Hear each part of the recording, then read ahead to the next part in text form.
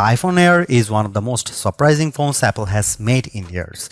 At first glance, it almost seems like a gimmick, a paper-thin iPhone that prioritizes looks over substance. But after spending time with it, I can honestly say this device doesn't feel like a compromise.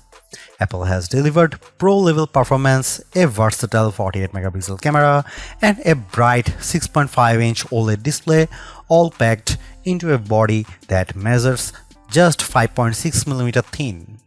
Yes, there are some trade-offs, mainly around battery life and the absence of an ultra-wide lens, but overall, this phone represents a bold new step in Apple's design philosophy.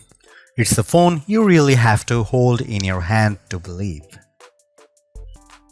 Under the hood, the iPhone Air runs the A19 Pro chip, the same powerhouse found in the iPhone 17 Pro. That means 6-core CPU and 5-core GPU. This setup ensures you can play demanding games, edit 4K video, and multitask with ease. What you don't get compared to the Pro models is vapor chamber cooling, which means sustained performance could dip under heavy, prolonged workloads.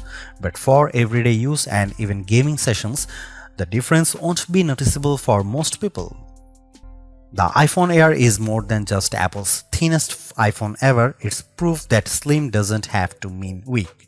With its flagship-level performance, gorgeous design, and versatile camera, the Air could easily be the sweet spot iPhone for people who don't need Pro Max specs but still want something that feels premium.